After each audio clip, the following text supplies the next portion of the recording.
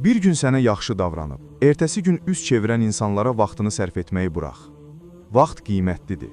Onu istiqaməti olmayan, dəyişkən insanlara deyil, doğru yolda olanlara ver.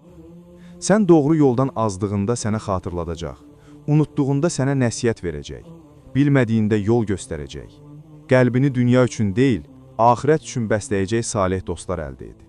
Çünki həqiqi dost səni Allaha yaxınlaşdırandır və ən qiymətli çevrə səni cənnətə aparacaq olandır.